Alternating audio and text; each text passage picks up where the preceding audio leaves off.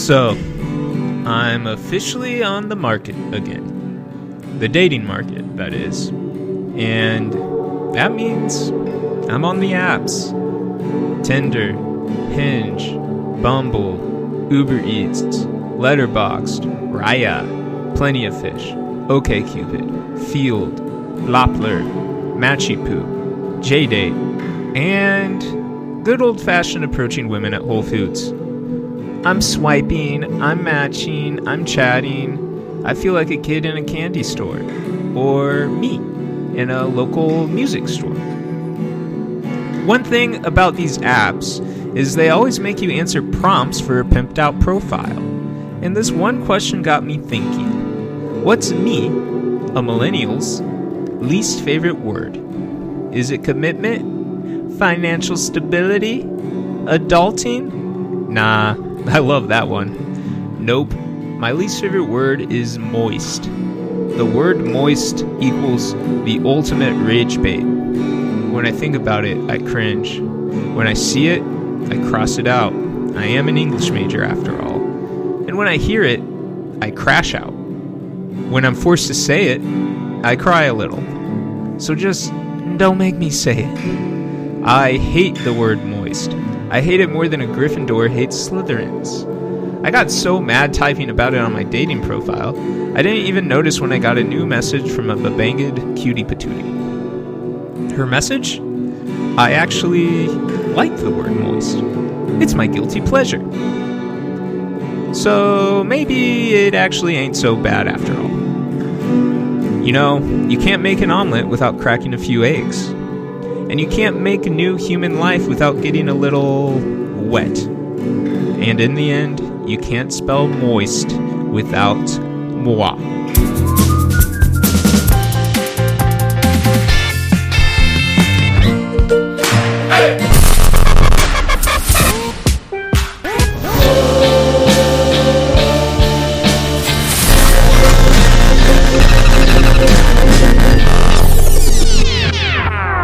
It's Millennial Excellence! Yay! Kind of thought we could bring that kind of millennial, childlike wonder to the show. I feel like millennial, that's such a narrow definition of childlike wonder. When I was a child, I was so scared. Like when a stranger would come up to you, you would hide behind your mom. Like if I approached you like that, you would have hid behind your mom? Yes. If you we've got what? We've got 8 years between us. Is that right? Yeah. So at what age would you have been hiding behind your mom? Like 4 or preschool or something, or 2, like 4. Let's say 4. Because there was a time when I was 16. I was cool as hell. I knew all the good tunes, and you were 8 years old. Yeah. Would you have been trusted to babysit me? Would I have been trusted to babysit you? Would adults have entrusted you to babysit me? I think they would have, and I would have been, very well behaved, but I probably would have accidentally left the door open and the dog escaped or something. I would have done something by being on account of being a space case. Yeah, left the oven on after you took out my kid cuisine. Yeah, exactly. Yeah, but regardless of this fun age play scenario we're doing, we don't have a tagline, Miles. Yeah, it's getting ridiculous. We're nearing the end of the year. It's the end of Q4, and we still don't have a tagline. I know. How are we going to get ahead of Q1 when we haven't even wrapped up Q4? And have you looked at the earnings? We're going to plateau. We are. I know January is a slower month, but still.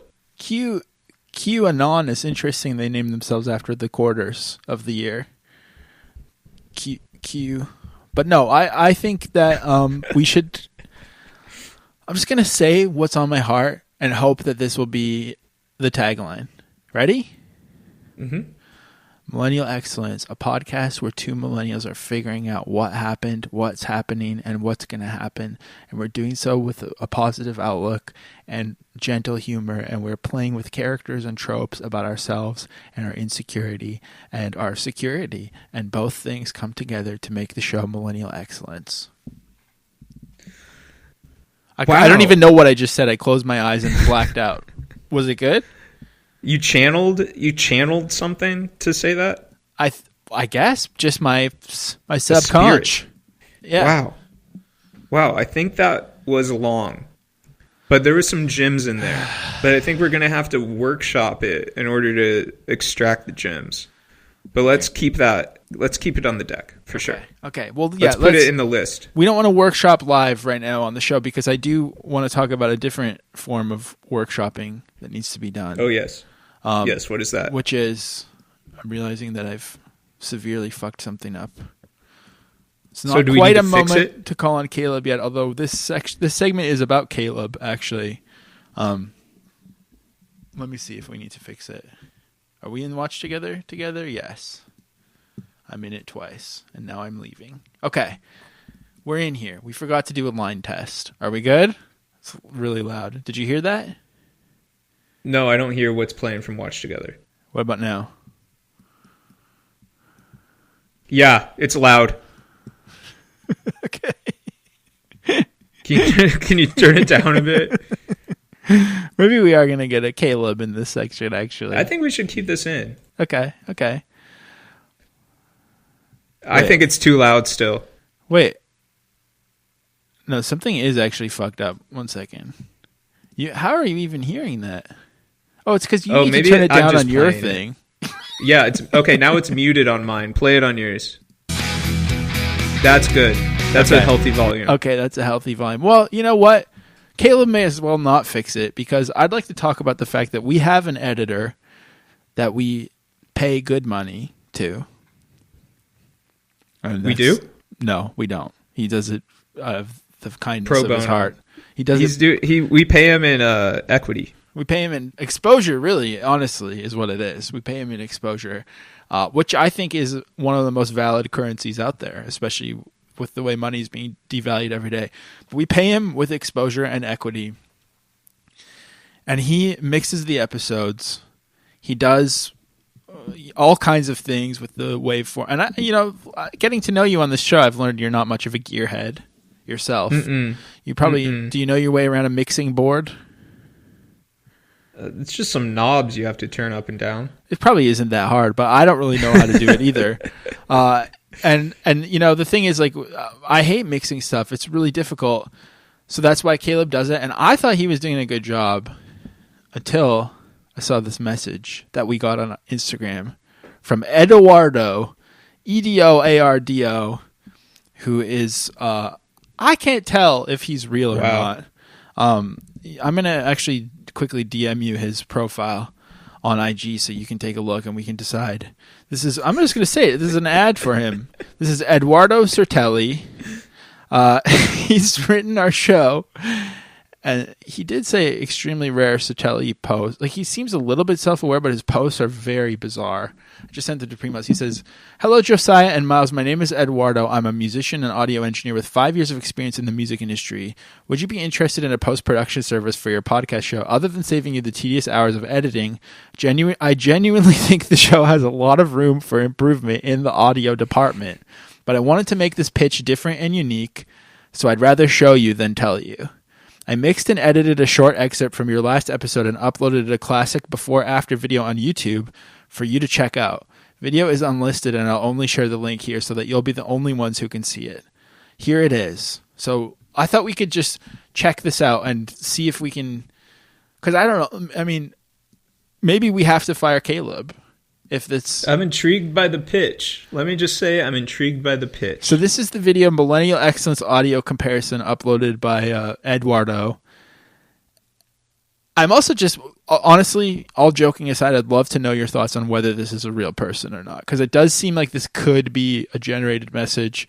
It's possible this is generated. And I also want to say for everyone at home, some of you have been whining that we have too many guests at once when we have a full podcast on. This is going to get confusing. You're going to hear last week's episode, or maybe 2 weeks ago at this point, and you're going to hear it twice, and it's not going to be, and we might also talk over it. So just bear with us. Try to keep your head on straight. Let's check out Millennial Excellence audio comparison. So this says it's pretend that you've heard it and unprocessed the compliment knowing that it's not Files real? clipping. Or Do I very high pretend that dynamic Very high range. dynamic range. You are, Isn't that a good thing? Relatively being low loudness. passive aggressive? Yeah, I It's don't just- know. And I would like to, maybe our It's still listeners peaking could write in and let me know Eduardo's thing. where to go with this, and we'll just wait. Maybe should the entire podcast be a choose your own adventure? That could be, we have. I think it sounds done what pretty good, I honestly. consider my. I think it's despite great. The I think lack of return. Well, I'm so excited far, to hear I would the say after. my most ambitious. the things we're saying just are from so a sheer good. metadata They really are. perspective Oh, Is it's our, ended too. okay, so that was Christmas Advent unprocessed. event. Now, I'm going to pause when we see what he's done here. Because I want to just say, I don't think he did half the stuff he said he did.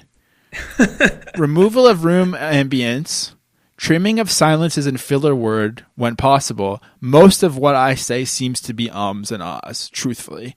Adjusted EQ, refined mid-range, removal of resonances, improved clarity, adjusted loudness to a professional level to improve the listening experience, manual taming of peaks, and better compression. I can't read what the bottom is with it paused. Can you see it? Or To ensure everything is heard. okay, so quick reminder sounded like this. Done what I consider my. That's unprocessed. Okay, are we ready to hear that? Are we ready for the Eduardo era? I think I'm ready. I'm ready. Do I pretend that you've heard it and accept the compliment knowing that it's not real? Does it sound Or different? Do I pretend that you've heard it and pretend that you are being Sounds passive different. aggressive? I don't know. Maybe our listeners Let could me- write in and I let me wanna hear know me. where to go with this. What do I and we'll say? just wait. Maybe should the entire podcast be a choose your own adventure? I think it sounds a bit That worse. could be. I think I sound we worse. have done what I consider Eduardo? despite the lack of You're fired. return so far. I would say my most ambitious. Let's wait till we get to the bit, end yeah, just before from we a make sheer it. metadata perspective, is our Christmas Advent event. I do appreciate that Eduardo is advertising the Christmas Advent event happening now on Patreon.com. But Eduardo, you fucked up badly. You're fired and you will never work on this podcast. And that's a Millennial Excellence guarantee. Yeah, as a millennial, I'm so concerned with the loudness wars and how everything was Knowing level that it's not real. was compressed, and Or so do I like pretend that we you've heard have it a and dynamic pretend that you range. are, Did you just start it again or did it? being I passive did. aggressive? Okay, good. I don't know. What if we just And I would listen to like this over and maybe over our until we notice all the listeners could write in and differences? let me know where to go with this, and we'll just Yeah. wait. I Okay, think the so I did say where to go. I sort of stuttered that. Don't know. Yeah. Maybe our listeners could write in and let me know Oh. where to go with this. You didn't catch it. No, we didn't change it. Eduardo.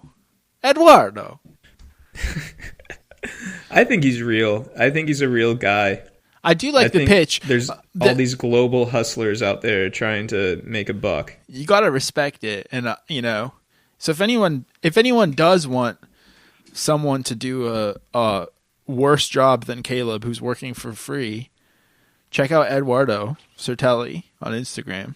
He might hook you up. And I also will say one thing I do love about having a podcast again is just the constant barrage. Like if I go in my spam folder, even on my personal email, they're like, Libsyn has just sold us up the street with our information, and everyone is reaching out for all kinds of little scams.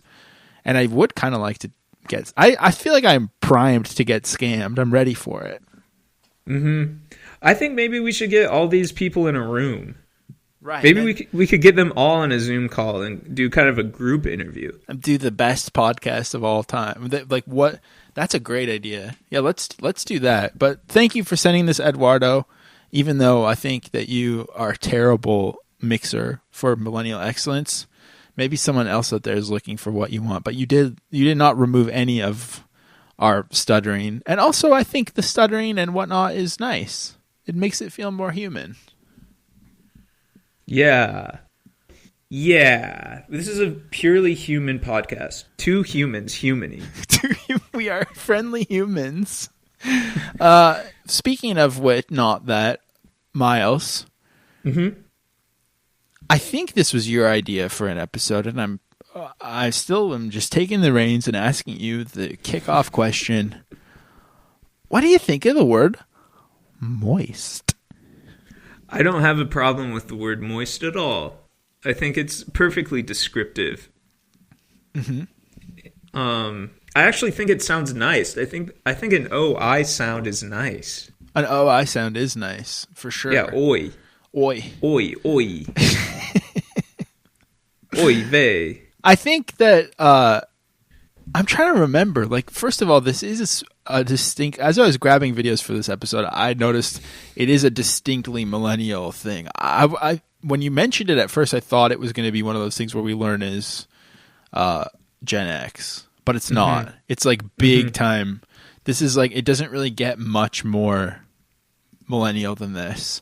And I think I try to remember, but I think that it was fun to just like, I think the appeal, and to answer my own question, because you didn't ask back, it doesn't bother me either, but it might have at one point. But the thing is, like, at this point, it has so much baggage, and I love grossing myself out all the time so much. So if it did, I wouldn't know. Like, if it grossed me out, I would love it and lean into it. So I don't really know if I just can't think of if I ever disliked it.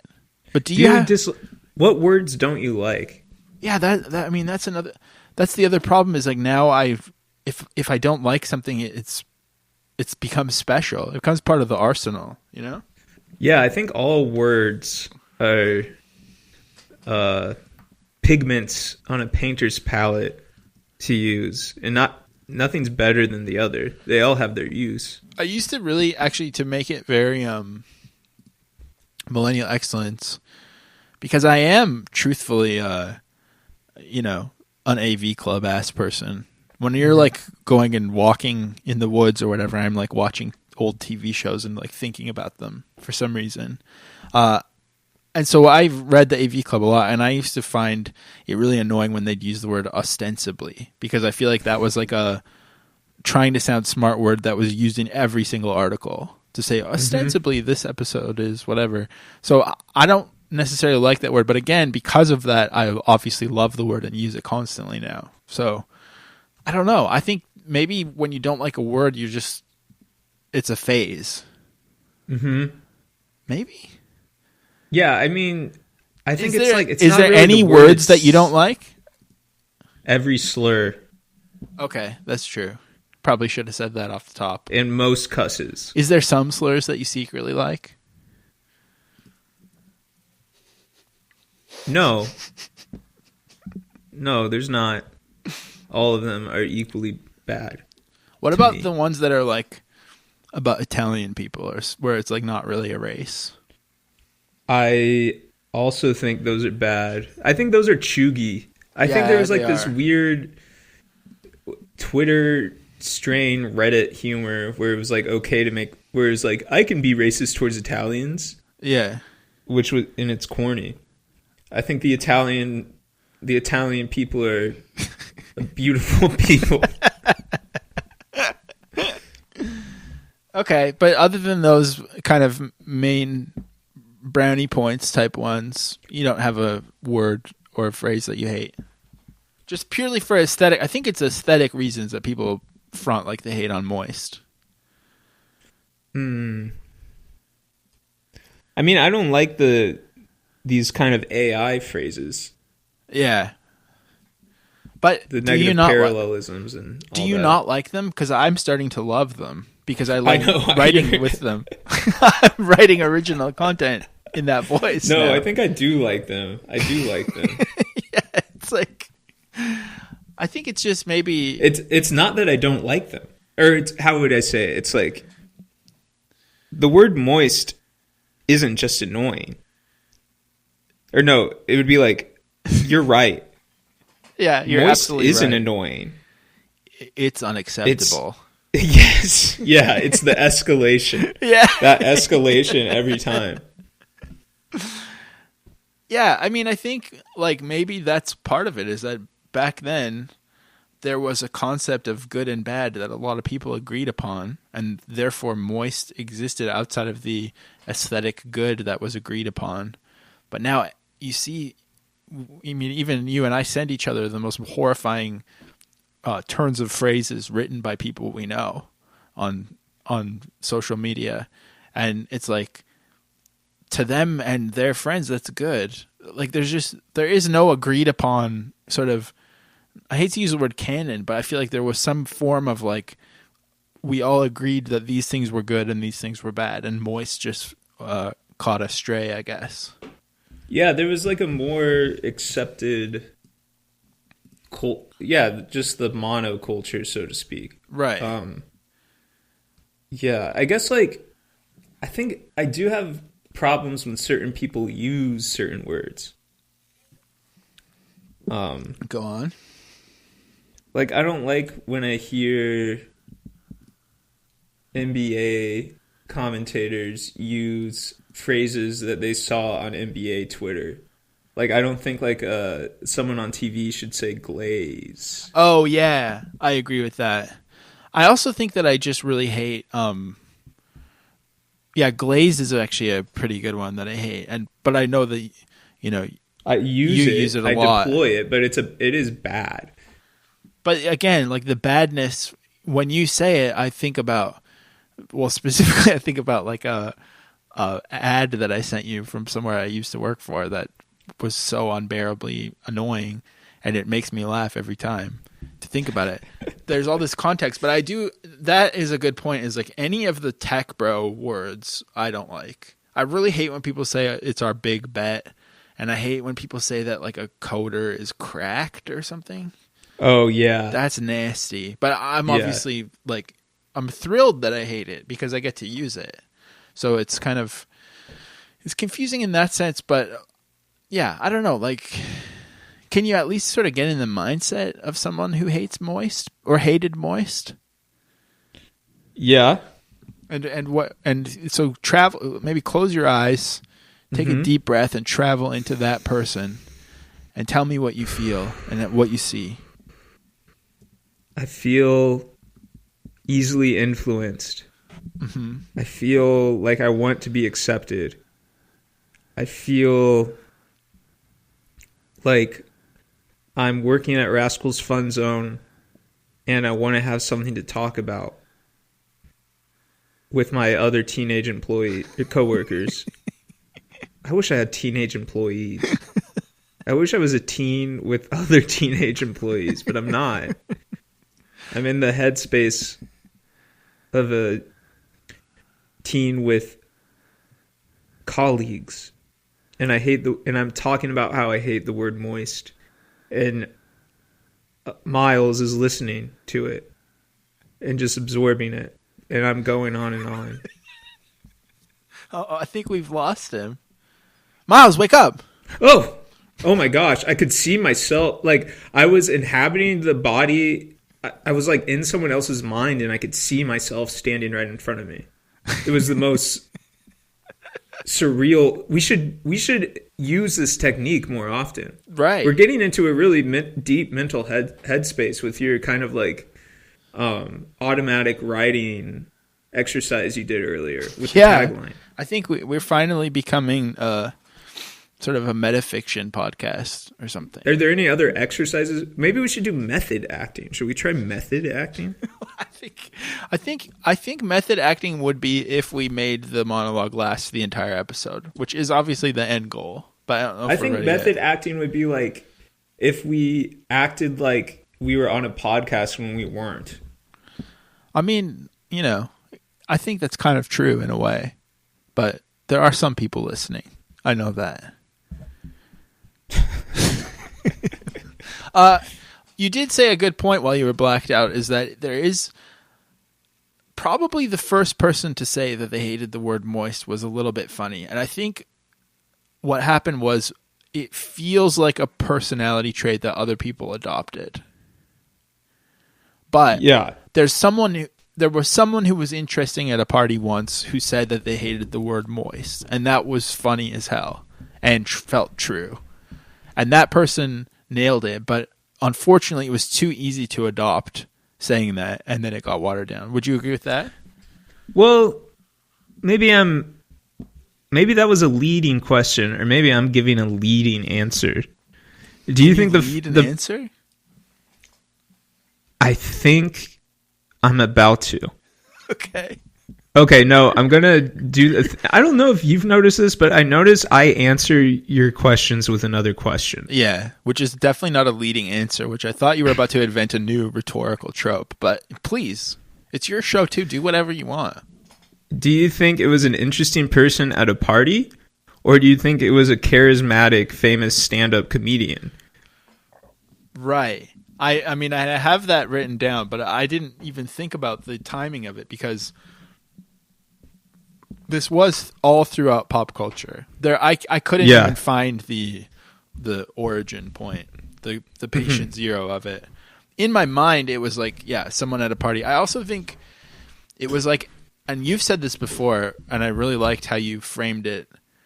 I think there was a time when everybody wanted to be Larry David, and they thought that by having this minutia to be frustrated about, that it made them interesting. But they forgot that like Larry David's not. You're not really supposed to love him. Oh, yeah. To that point, I think hating the word moist might be something that you do, which I guess you alluded to earlier. But anyway, go on. Sorry, what? Hating the word moist might be what? It kind of seems like a Larry David-esque affect that you would have. Me, personally. Yeah, like how you don't like when people eat popcorn at the movie theater or have wet hair. Yeah. It's true. I mean, or moist hair even. But that's the thing is like I think that it's perfectly for me, I think it's perfectly acceptable to have something that makes you mad and be performatively annoyed by it. I think that it's like kind of fine and interesting, and I think that the people who pretend they don't might be dishonest about it. Maybe are not admitting it. I'm not talking about anyone in particular. But I think everyone has these things, and I think it's funny to explore them. So I think what's annoying to me about the moist discourse is not hating the word moist so much as it feels like groupthink, and not everyone hates the word moist, and they can't even think of new ways to say it. But I think it's like fine for someone to hate the word moist to begin with. I think like maybe we'll get into this more when we watch videos, but I do think there might be a gendered component to either hating the word moist or the discourse around the people who hate the word moist. Yeah, could be. Well, do you want to... Oh, go ahead. Yes, let's just watch. Let's just comment. Okay, should we start with pop culture, or should we start with a little bit of scientific grounding, maybe? Well, let's ground ourselves in science. Okay, perfect. This is... I don't really know. This is the science behind why... The science behind why people hate the word moist. I feel like that YouTube title could have used a rewrite, maybe. Pop why trigger. Do people hate the word moist? This, according to science, and Amir, our lovely executive producer. What do you think of people saying like this, according to science? I was just going to bring that up. You could say the science behind anything. Right. Like loving science. We're talking about the science of it or whatever. Also feels a little bit like the last hurrah of monoculture is like having this agreed upon science that everyone points to and fucking loves. Definitely. That's gone. Yeah. Pick the story on behalf Everyone of me. hates science. Maybe you too. I can't wait to hear what you have to say. For but good there's reason. a new study conducted by Dr. Paul Thibodeau.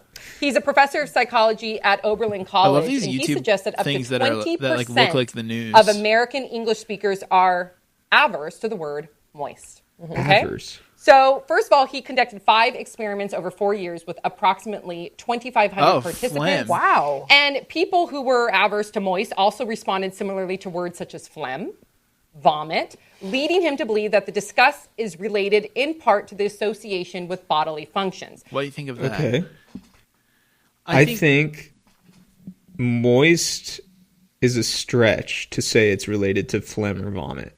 Yeah, and also I don't really like the word vomit is not even cracking the top 3 of the grossest ways to describe that. Like barf, you know? Barf is worse, yeah. Puke, I think, is worse. You know what? I don't like the word fart. farted. I don't like when people say I farted. Why? It's just uncouth. I don't know. You don't think it's funny when someone farts. I think it's funny when someone farts and I don't smell it. Okay. I don't like smelling someone's fart. I mean, that's interesting. So I think that you're Why? just you're too polite to. You do think it's funny though. Are you sure? Because I feel like you don't think it's funny. If someone that you're like close with farted in front of you, would you think it's funny? It depends who it is, but yeah, I think so. Okay, but just smelling it, you don't think it's funny. I don't think anyone likes smelling it. I mean, I think it's funny when I I think it's funny when I do a fart that's like horrifying and like the wallpaper is peeling. I don't even have who's wallpaper. your audience? Who's your audience? Like if I if I kind of like ruin my wife's life for 10 minutes from a really bad one, I think that's funny. But yeah, saying I farted is kind of gross. It's true. Yeah. And it's annoying. And it's also like that feels like bottom barrel American culture, but yeah, I think this is missing the point. Now, interesting though, those who expressed that disgust didn't respond similarly to words that sounded like moist, such as foist or rejoiced. Yeah, I get that, but they weren't disgusted by words related to sex, such as vagina or horny. Okay. So it was more so. Horny's not great. People used to say they didn't like the word horny a lot, and it is a pretty bad word. Yeah. Yeah, horny's not. I guess horny's a pretty bad the one. bodily functions of like phlegm, diarrhea, those type of words, and he has a reason for that. He says there could be an evolutionary component to our disgust regarding bodily functions because, quote, if we didn't have an instinct to run away from vomit and diarrhea, disease would spread more easily. This guy's a dumbass. No wonder no one believes in science. This is my favorite part. Also, the study found that people expressed more aversion if they were younger. Check. More educated? Check. And feminine. I'm just kidding. Okay, so so what do you think about this? That was the thing is like people used to love when I worked at a music magazine, these fucking scientists would always be publishing a thing that was like, studies show listening to metal makes you look more interesting. Metalheads are actually surprisingly sensitive according to science, or it's always some shit about that. Like, I don't know. Science is dumb. Did you learn anything from this video? I don't know. I think the word learn is a powerful word. I don't know if I encountered anything novel. Let's see what your friend and neighbor says. Moist. If you are uncomfortable with me saying moist so much, congratulations, you're one of the 10 to 20% of people who find that word quite a bit more revolting. Psychologists call that disagreeable feeling word aversion, where seemingly innocent words trigger our disgust. Do you have to run into this guy? While it might are you going to seem see him at spend time hopscotch? wondering why moist makes us cringe, it's not. What we find disgusting if he came into hopscotch, I wouldn't who we are. recognize Researchers him. have linked the targets of our like the disgust ideal and how strongly hopscotch we feel regular. the emotion to everything But, from could we start whether beef we with him, choose to be and then you'd have to be vegetarian worried? to our political leanings. Even our senses of morality and justice are intrinsically tied to what we find you think you could disgusting. take him? It's a powerful emotion. When you feel disgusted if by you're in a something, situation where, your like, heart for rate whatever slows, reason, you might get a little you had to have a nauseated fist and fight tend with to John Green, withdraw the or author of even The Fault in Our recoil Stars. from whatever Do you think offended that you would come out on yuck top? feeling is also Well, written this is all his over brother. your face. Like other basic emotions, happiness, Which one pleasure, I asked for you? example, Or are they the both? facial expression I don't know which disgust one's which. If they're both universal. involved, it would It's be an hard to emotion take that them two all on humans one. evolved to show I the think same. one Biologists or think one disgust of them. evolved to help Yeah, protect this us guy. from What's this disease, guy's name? Which makes sense if you consider what Draymond? tends to disgust I don't know his bodily name. fluids, This is rotten Draymond? foods, slimy things, even that can't bugs be can be right. packed with dangerous It's not. microbes Draymond looking Green for is a way into different our deliciously person. vulnerable bodies. Since we want to keep that. I don't know. Do you fight? Have you ever gotten in a fight as an adult? No, I haven't. Would you? What would drive you to fight someone? I don't know. Yeah, I was just more trying to make it uncomfortable if you ever have to meet up with this Draymond Green fella. No, I think I'm quite a wimp in real life situations. I don't really. But you're you're like 6'4". Yeah, do you think? I'm 5'11". Wait, how You're tall not are you? 5'11". Yeah, I am 5'11". I think I'm 5'10". Yeah. Well, there you go. Wow. So far the science has just said like moist is because people are scared of getting drowned in dookie and dying of disease. Okay. But moist, I don't think moist is where disease occurs.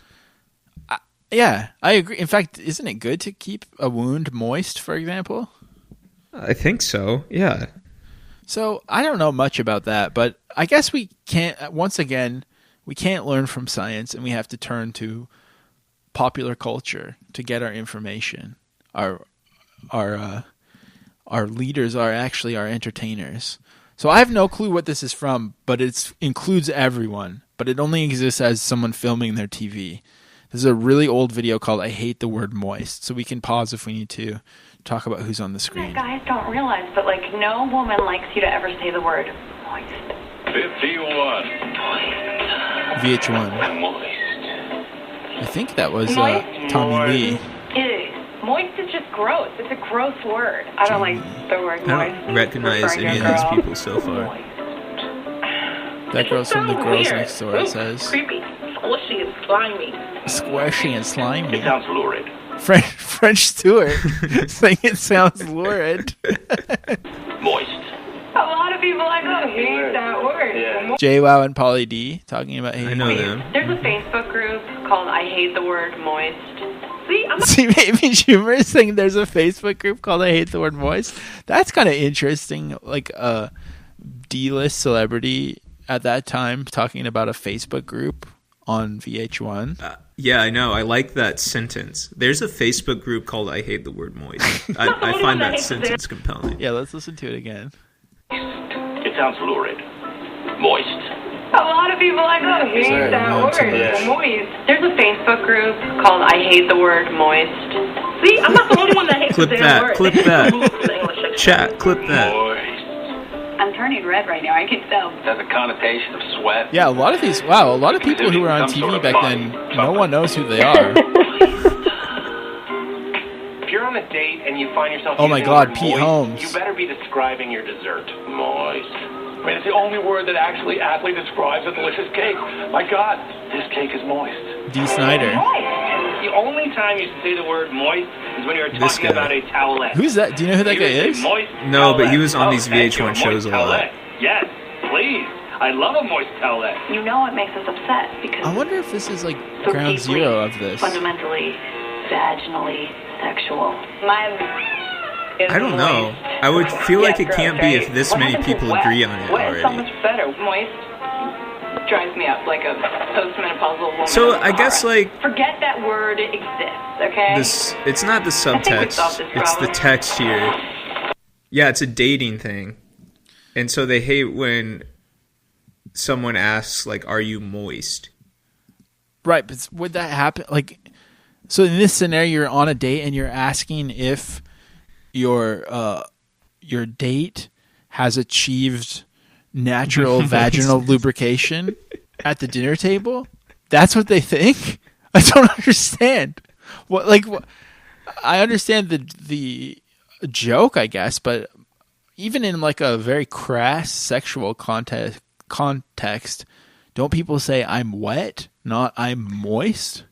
Well, it would be the guy asking, I think. But wouldn't he still famously, by all tropes available, say something about "Are you wet?" if it was sexual?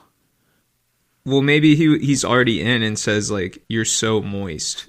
I guess this doesn't happen. I guess like this word has been eradicated from the dirty talk scene that like we're plugged into. Before this VH1 clip dropped, the dirty talkers were going ham on the word moist. Maybe. Yeah, that's the implication here. Well, you mentioned him earlier. Let's watch the goat talk about it. I alluded to him.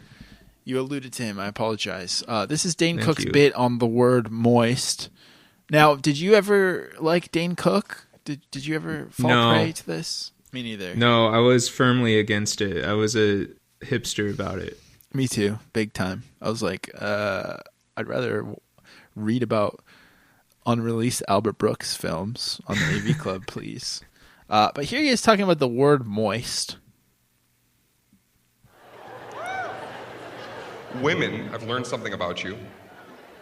I peeked behind the curtain of women, and I saw something. He's almost like a mime. This is so wild, so simple, but true. Right here, get ready. Women hate the word moist. Hate it. Moist. What do you think of his t-shirt? Just say it. Turn to a girl right now and just say moist. Is it a V-neck? It's like a scoop neck tee with like a I mean, it looks good on him. Subtle screen print. How did I discover this? I'm doing a show several months ago, and I was describing a piece of cake. It's like the kind of like distressed, vintage-looking shirt that only rich guys know how to buy. She kind of. And I saw this happening, this little seizure thing happening. And I said, I'm sorry, ma'am, do you have a particular problem with that food item, the cake that I'm describing? She goes, I was like, so what's still, going on I mean, here? I don't really understand. When we were trying to determine it as a form of dirty talk, we were talking about it like as if it you described mid-coitus, talking about someone being moist. Well, I didn't give a qualitative term about the coitus. I didn't say whether it was good, bad, or mid. It's true. I guess it would be mid if the word moist is. I was using the phrase mid-coitus meaning in the process, but it perhaps was mid-coitus. Yeah, I think that's the case. But also, this is not. Why do I want to use the term ground zero? He is observing a behavior that already occurred. So he did not invent moist hating. He didn't invent it. Not to mention, I need to actually see when this is from, because we can do some loose time code checking. I just searched Dane Cook moist, and I saw that his new special from this year has a clip on his channel called "So This Just Happened." That's pretty good. No, I can't figure it out, and I don't care enough. But I did want to show you one other thing about Dane Cook really quick. This is kind of just for me and you because it's going to sound the same for everyone at home. But do you know what dub smash is? No. It's kind of like, I guess, like proto when you lip sync things on TikTok. And here's a lady using dub smash to lip sync this Dane Cook video. This is so wild, so simple, but true. Right here, get ready. Women hate the word moist. So I thought you would enjoy that. I don't know. Maybe. Yeah, I did like that. And I love the American flag profile pic. Well, let's travel through the word moist in pop culture. And again, it does seem like while I was doing this, I was also seeing if it had ever been mentioned on Workaholics, but I don't think it has. I think they were talking about moisturizer, probably a masturbation joke, I would guess. But it was the Workaholics writer's room that had that infamous whiteboard, right? That has like, what is it again? I don't know if we've talked about it out loud, but it's important. All terms that we leverage for our monologue. It was like the band phrases or bits from their right. Stuff. Okay, I just pulled it up. Yeah, it's really, really good.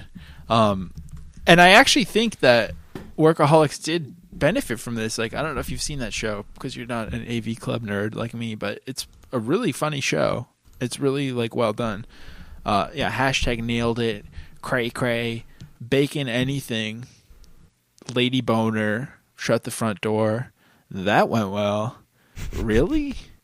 Just threw up in my mouth. No? Just me? Vajayjay, you ass clown. It would have been so fun to come up with this in this room. Oh my God. I know.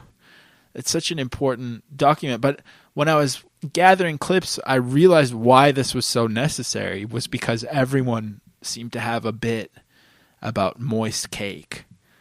So this is one of the lesser weigh-ins on the new girl talking about it.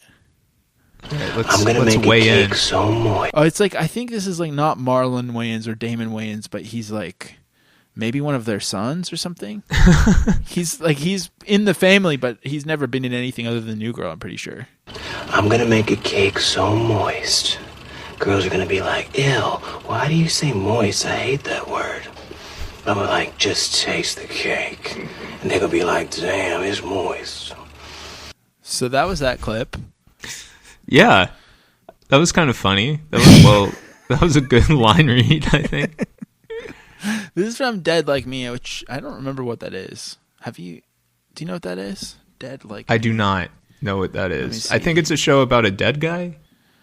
There's a lot of shows about dead people. There's so many shows about dead people. Was this the one? Like 6 Feet... Was 6 Feet Under about a dead guy? Right, I was thinking of 6 Feet Under, so this is not that. 6 Feet Under was, I think, about a family that run a funeral home. And The Good Place, that's another dead guy show. Oh, this one is about Grim Reapers. Oh, okay. The Good Place. Oh my God, we should do an episode about that. I've seen like 5 minutes of it, and it's the worst thing I've ever seen. This is a dinner scene from Dead Like Me, talking about moist. I think I haven't even previewed these. How things go today? Okay. Just okay? This looks like the Gilmore Girls' parents' house. She's bitter. They told her she wasn't qualified to get a decent job. Wait, the Invisible Man? Sorry. Oh. I don't know what I think. Right. Did you notice Here that? we go. The Grim Reaper living with them. Never have dropped out of college. Okay, that's cool. I still don't understand why you couldn't at least finish the semester. Damn, I kind of want to watch this show now. Because of that practical effect work. Just like you just gave up.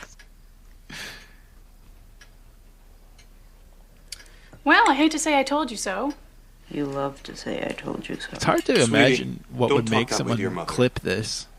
You know it only aggravates her. Oh, thank you, honey. That's so helpful. Meet the family. Joy, age 41, is a Virgo. She's a career secretary and enjoys ice skating and John Grisham novels. She's pathologically afraid of balloons and hates the word moist. She thinks it's pornographic. Okay. Clancy, age 43, is... We don't need to meet the rest of the family. We've got what we need of this. Do you think the Invisible Man cares about the word moist? I don't know. This feels like ground zero for it. This is the show How I Met Your Mother. Neil Patrick I've heard this is where it originated from. I know we should. Oh, really? You heard this? I've heard that, but just because I heard that doesn't mean it's true. But like I didn't know if you meant that you were looking into it and found it, but how could you what does that mean you heard it? Because I saw that people were, like, this was years ago on Twitter, people were, like, complaining about how, people hate the word moist, and someone was like, I just realized this was invented by How I Met Your Mother. That is how they talked. It's true. Do you think... have you seen this show? I've never seen it. I've never seen this show. It seems way beneath me in every way. I've never seen. It has laugh tracks. I used to refuse to watch a sitcom with a laugh track. Oh yes. Besides like Seinfeld. I started like low key getting into it because John Mulaney had one, and then Gerard Carmichael had one that was produced by A24. There was the leftover AV Club hipsters were trying to make it happen a couple of years ago, but it didn't work. But let's check this. So you haven't seen this clip or this show? I have not. I know we should. But you just look so sexy in my red sweatshirt. Oh, God. Why is this part of the story? We're getting to it. Man, my face is so dry. Is there any moisturizer around here? Yeah, there's some in the bathroom. Gotta moisturize. Gotta keep that pretty face moist. Oh, no. What's wrong with her? She hates that word. What word? Moist? Ugh, seriously, stop. So anyway, Ted goes into the bathroom to get the face lotion. Wow, this is great stuff. Now I know the secret to your great complexion. I know we should. Wait, I'm confused. So that was it? That's where it began? Just that she hated it? That can't be right. I actually now that I've seen that clip, I completely reject that hypothesis. We need to figure out when Dane Cook talked about moist. Because that's... I think that... Okay, so I see that Dane Cook, the word moist, that upload was in 2014. It looks like it was maybe his 2005 album Retaliation. Okay. And then when is How I Met Your Mother? I'm looking at the track listing of Retaliation. Punk ass / Are You Out of Your Fucking Mind? Itchy asshole. That's great. How I Met Your Mother, September 2005 to March 2014. Oh, and wow. To me, that looked like on the later end. I don't know, just based on their outfits, but I don't know. Yeah, it's hard to say. But I think the thing about, like, you know, I guess Dane Cook was pretty big already, so it wasn't like he was like workshopping on the road. He could have been working on that bit for years. That's true. I mean, either way, 2005. It does feel like 2005. Maybe it was a rare example of true parallel thought that everyone at once realized you could get some laughs. What do you think about those? Someone saying they hate the word moist and then everyone saying it after. I think you shouldn't bully people like that. What I'm if against it's like that kind flirtatious bullying? Well, that's acceptable in certain circumstances if it's charming. Are you setting me up? No, not at all. There is another clip of that, but first I want to show you. This is like brand new. This is the Osbournes doing their like rewatch of the Osbournes. And somehow this is still, I would imagine streamers probably do this too. This episode is brought to you by Cohiba, the freshest and moistest of cigars. I just think it's You said moist. I've heard this with women lately. They don't like the word moist. No. You hate the word lately? moist. What about if you're on an I've heard airplane this and with you get a women moist lately. towelette? Moist towelette? Anyone? Would you rather say this is a moist towelette or this is a wet towelette? How about damp? Wait, that's Clammy. Jamie It's a Kennedy. I clammy just towel. realized. How about wow. sweaty? Wow. This just took a turn. So I don't know, but it makes me feel like depressed that people are somehow so separated from reality that they are still doing these bits thinking that it's new, or is someone watching this thinking it's funny? I'm not sure. I'm thinking like we should do the show like this. We should do the show like this? Yeah, like where we just say things like that and laugh really hard about it. Yeah, this was 2 years ago. I mean, people are commenting, agreeing with it. I only enjoy a moist cake myself. Thank you, Duncan Hines, with rolling laughter emojis. Kathovic7658, 1 year ago, my youngest daughter hates the word moist and panties. You can't say those words around her. She loses it. The word moist never bothered me, but the word cheesy does, says Lisa C. I absolutely hate the word, says Mimi Bauer. It sounds like a dirty hoo-ha. One thing I will say, actually, I just realized all of these people's like usernames on this video all have numbers after that. Like, there is a chance that this is a bot farm that they paid to boost their video. Oh, that's a really good read on the situation. Because most people don't have these usernames that are just like a name followed by a bunch of numbers unless they're a bot. Yeah, I think it must be that. It must be bots, because moist means moist, says Debvit2353. Ha ha ha ha, wrote my knit saloon. And they all have ats, and none of these people have ever uploaded or done anything else on here. So maybe the moist thing is just like sort of a nice dead end where you can just create a loop of I don't know. Must be. I think we should. I'm learning so much about normal podcasts.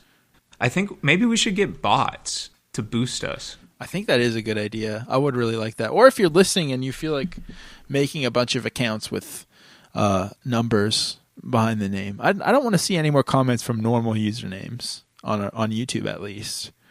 Shout out to the guy that is typing first on every video. The useless clips. That's pretty cool. But I would love that, to have all these people sort of, it seems like it's the same person writing it. One other thing I want to bring up from this is that they did talk about moist towelettes, which is something that people bring up, and I don't know why. Do you know about moist? When people say, well, what about a moist towelette? Yeah.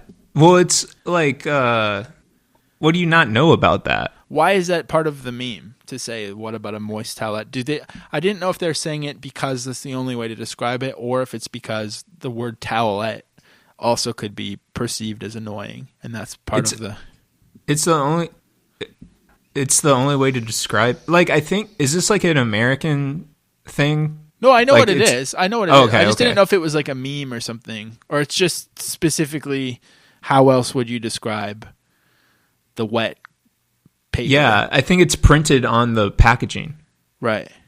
Yeah. Okay. I mean, that's kind of dumb for everyone to bring that up as part of the meme. But I do think it's interesting to see these bots having this conversation, but then watch a video where Jamie Kennedy and the Osbournes are having a bot conversation out loud. Like, I don't understand how you can do that.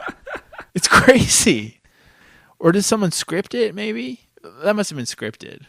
That could have been scripted for sure. It is a little tempting to like ask ChatGPT about moist. I'm sure it would say all the same things as that. But if I can find my watch together window again, let's bring it to Canada for a second. Other than the scripted Osbournes thing, this has all been stuff from a long time ago. And I think culture does hit Canada very late. And there's a show in Canada called Letterkenny. Have you heard of this show? Yes. It's a show with so much cussing. It's like, just like, I've never been able to watch more than a clip. I don't even think I'm going to be able to make it through this clip uploaded by them called Moist. But it's like, just, I think, like these hyper exaggerated lower class Canadians sitting around talking really annoying for a long time. And it's the kind of, maybe this is my like kryptonite because I can't cope with it. It's like horrifying. And sometimes people I like will say that they like the show, and like I do definitely like sort of just like mark their name down on a list in my brain.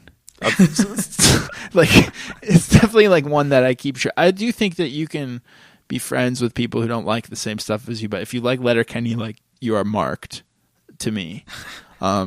Check this out. This is called Moist. You finished up choring the other day. Fucking great day for hay. Day for hay. You want to know the worst part about doing hay? Is all the dust and debris what gets up your beak.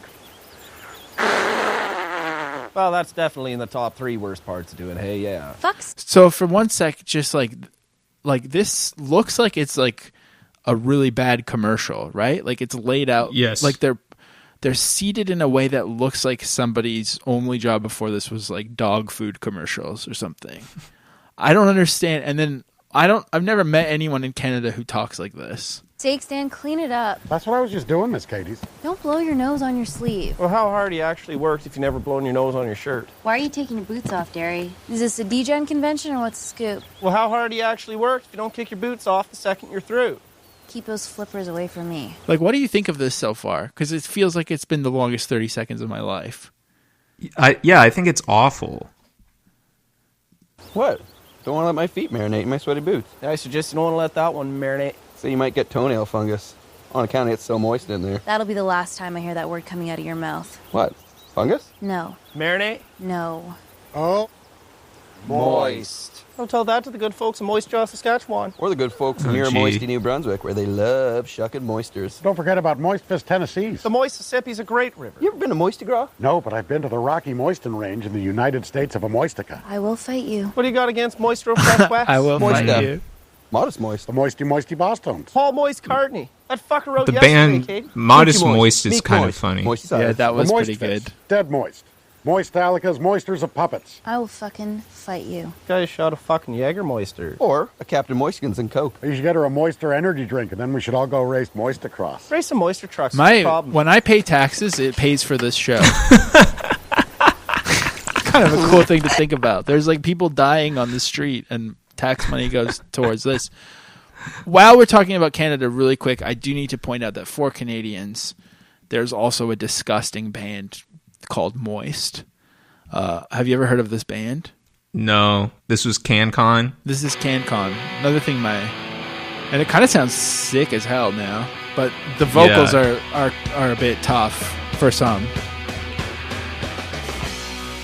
I see this singer David Usher around my neighborhood sometimes, so I don't want to say that I don't like it. He seems to work in tech now. I might need to get a job from him. Oh wow. To me, associating moist with being grossed out as a Canadian, I think of this voice as well. Like, do you think? Well, what does that sound like? Well, the two Canadian things I just showed you. Tell me what you think of them both. Okay, let me summon the words. Let me summon the words on my podcast. Go down to Moist Jaw, Saskatchewan, and listen to Modest Moist. The Modest Moist one was really good. That actually made me sad that was in there. Yeah, I mean that was extremely annoying. I think that. But okay, because you're like me. You when we watch things that are annoying, you say, "Oh, I found that inspiring," because we're kind of, we're on a similar wavelength. We like to play with things that gross us out. But Letterkenny makes me wish I was dead when it's on. Yeah, I did not find Letterkenny inspiring. I found it it's tedious. It's just tedious humor. It's just like a avalanche of like half-baked wordplay. Yeah, it's true. And like when the clips I've seen, it's just like cussing and arguing. Yeah. And I'm no Mormon. I'm no Boy Scout. You kind of are giving that vibe. You're very offended. I know. By That's cussing why and farting. That's why I really have to push against it. But it's just artless in Letterkenny, I think. It's just like there's similar to what our guest. Why do we like pretend like the guest is a surprise? Well, it doesn't matter. Yeah, that's similar true. to how our guest alludes to. It's just like in a similar way how millennials try to like own hip hop. It's like they try to own creative cussing, or to what I'm anticipating you to say. It's like a Gen X thing too, to say like cromulent fuck waffle, or something. Right. So that's what I think about Letterkenny. Real quick on Letterkenny for 1 sec. Well, actually, no. Finish that, and then we're going to talk about Letterkenny again. Okay. The band Moist. The band Moist. The vocals are disgusting. Mm-hmm. They're repulsive. The riff was kind of good. It does. They do kind of sound like a band that would be like, part of that. What's it called? Homie Shit Mag or something like 9 Million. Like it has that like. I could see hardcore kids performatively getting into Moist, but the vocals maybe are too far. Yeah, no, the vocals are too much. Like the riff and the like aesthetic is all right, and I bet they had some cool T-shirts. Yeah. But yeah, it's just kind of as there's a reason it didn't cross over. Yeah, you're right. As a quick bonus, while we're in the CanCon section, I want you to click through on this Letterkenny Problems YouTube channel and just check out what some of these people have shared as comments in here, because they're having a nice time saying, this show is a moist watch. The three Moistketeers. That was the moist puns I could stand. Much respect to the Moistketeers. They made the moist of a bad situation that was moistifully crafted. All moist, the hardest laugh of the day. See, this is textbook Reddit, where there's, for one thing, the whole humor and everything, but this kind of like one-upmanship in the comment section. It's true, and it is. I know that Reddit, calling things Reddit or not, is not a value judgment. To me, I think this is better than the show, and I don't like it, but I can. That's the thing. Like, these people are just like at work. They didn't get money to make a TV show and make that abomination. Yeah, and the things they're saying are as good or better than what was in the script. It's true. I really did. I like the ones that are also like, there's like two that are not moist. puns, where someone says like, I loved when she said, "I will fight you" under her breath. It's kind of true. What do you think of puns, by the way? I think I like puns. I think they can be great. They can be good. I think it depends on how they're held, but I actually think hating on moist there was a similar sort of performative hating on puns for a while. Yeah. Which is interesting because now every millennial's job is to like write a punny tagline for something. But clever doesn't sell. What's an example of someone hating on puns that you can think of? Like, what I kind of know what you mean, but like, what was that sentiment? Especially people being like, "Ew, dad jokes." Like they hated like dad jokes or like clever jokes. But then if you like go back and watch what they liked, like if you watch like Knocked Up because it's on TV, it's just like, we should rape that girl. Like basically, it's like not really. I think puns are a lot better than that.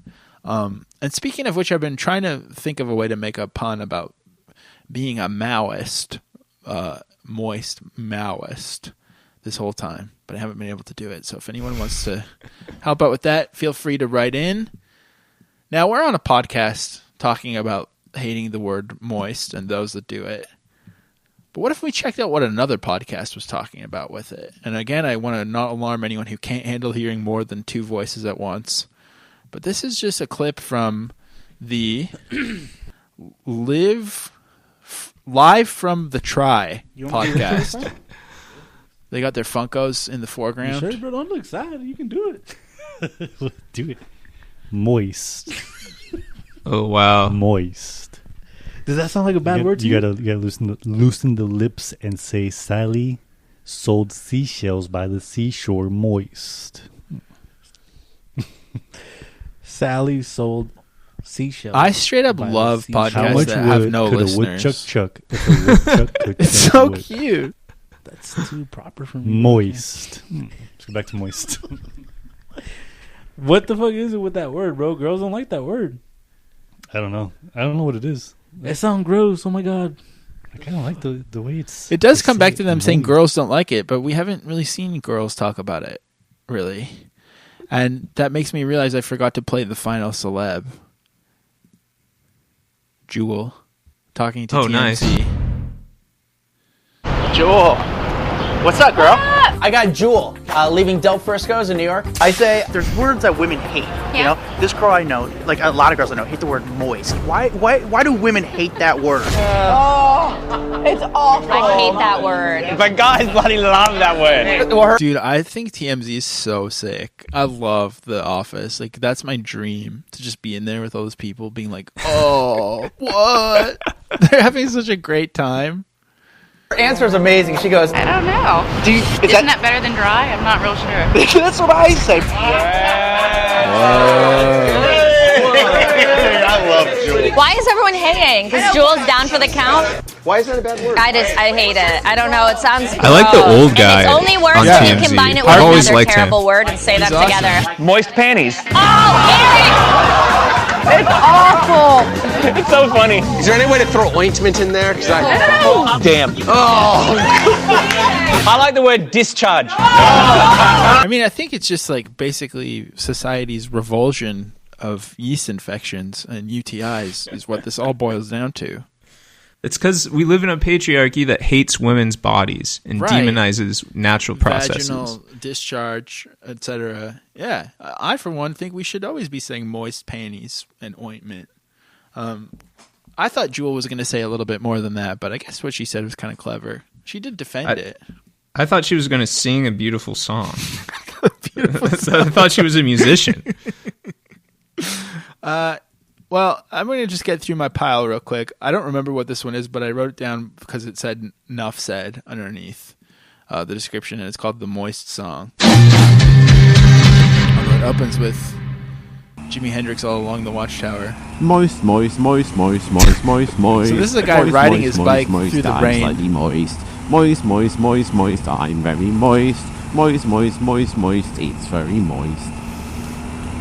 So this is because he's riding his bike through the rain. Yes. I like the video a lot. He's like in the English countryside. Yeah. It's beautiful. Yeah. So that one, he was, I think, using the word moist for good reason. Speaking of people who are moist, this is a channel called Lost in the Pond, which is a man boating around, just sharing his thoughts. This is a new weekly feature on the blog. Or is he riding a bike? I guess for some reason I thought he was in a pond, maybe because of the title. But he's riding a bike, isn't he? You'll get one of these in which I comment on some of the British-related news incidents of the week. And this week, it just happens, sort of British anyway, just happens that the English Oxford Dictionary has found that the most hated word, I just went into darkness, the most hated word in the English language is the word moist. Don't we all? So this is from 2016. Moist? I'm feeling rather moist right now myself. Not in that way, just because I'm cycling. Not in that way. So what is he talking about there? Pre-com? What does that mean? Well, like, I don't want to assume gender, but for all purposes, if we could just, use the patriarchal or antiquated binary, assuming that this is a man and he's saying, I don't mean it in that way. What does he mean? He pissed himself? What does that mean? That he's just kind of like, swamp ass?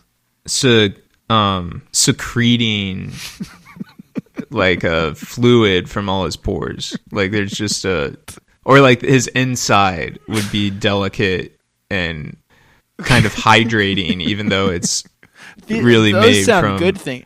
Honestly, the body is trying to cleanse itself when it releases things. Clammy, and I've got a sweaty clam is another one, actually. Well, he was like trying to decide if he should say ass or not. But he had like a big spit bubble in his mouth. And research by Do you understand the etymology of arse? found that the word no. No, but I've noticed that when they spell out arse, they are still saying ass in a British accent. And the word British. Yeah, like they spell it A-R-S-E. Yeah, but is that what you mean? Yeah, but then like you're an asshole. Oh yeah. Like they still really supposed to go yet. They don't. They say os. Yeah. Yeah. Whatever you want to call it. But here's something I know. The word moist is actually used a lot on British cooking shows, such as the Great British Bake Off and Jamie Oliver type stuff. Why would it not be, though? When they're stuffing The turkey. music bed's really interesting. Yeah, what do you think of this format? And giving it a good tug. Actually, who gives that a good tug? I think don't it's know my terms, obviously. pretty bad, but also good. I don't know. Like it's just a guy filming himself while he rides his bike. I mean, I think in order for this moist critique to hold up, you have to pretend that it's only ever described. I'm just gonna say it, a wet pussy, and you can't be like. You have to pretend that's the only description it's ever been used for. And then when someone talks about food, then you're like, oh my God, you're talking about a wet pussy right now. Like it's not. What are you guys talking about? That's not a thing. Yeah, we were really dancing around the P word. Yeah, people hate that one too, don't they? Yeah, and I mean... It didn't feel great to say. It's vulgar. I felt like I needed to be... This is a podcast about language, really, ultimately, at the end of the day. Mm-hmm. So, at this point, what do you think of the word moist? Have you changed your mind at all? No, I feel completely neutral about it. I still view it as another weapon in the arsenal on the war of arguing. Yeah. What about you? Same. I think I'm getting really annoyed the more we talk about it by the things that people are saying, specifically because they're not forming their own opinions. It's just annoying groupthink. But I did want to do one final test and see if we would be grossed out by this video called "Send This to People That Hate the Word Moist," and it's an ASMR video. So let's see if we can handle this. Got the blue Yeti. Yeah. Respect. That iconic shape. Moist. It sounds kind of nice. Moist. I mean, it's the spit in the mouth that's gross. Moist. Yeah, do you like yeah. this? When you say it like this, it like it kind of devoids the context. It devoids the what? What am I saying? Yeah, like it true. just sounds like it like doesn't sound like language. Like it sounds like a sound. Yeah. I mean, you're cheating if you're doing these moist mouth sounds.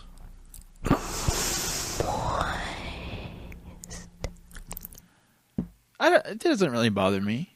I don't think. No, I found that evocative. Yeah, it's kind of cool. Well, finally, something else evocative. This is the last thing I'm going to play.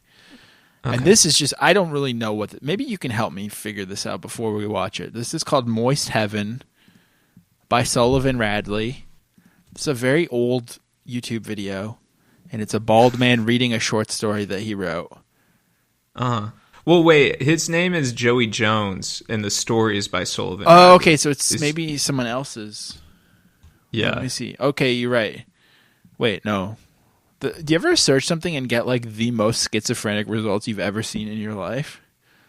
Like I just searched Moist Heaven by Sullivan Radley.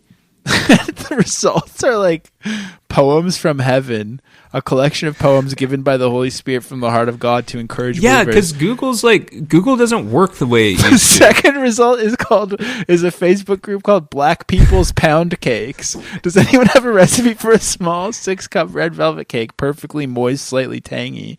The third result is a convocation program at Lakehead University. Like, this is completely psycho. Yeah, it's so weird. So, yeah, why did he change his name? And is this a joke, do you think? Or is it just like a weird video? Let's check out Moist Heaven by Sullivan I'll have to Radley. watch the video.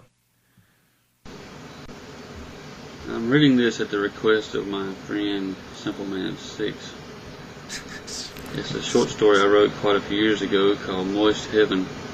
He wrote it. Oh, Sullivan Radley might be his pen name. It is. The night was moist. Horror was common. Stupors were a thing of the past. Love was hard to live with, and without for that matter. For the sake of appearances, she would go out with him.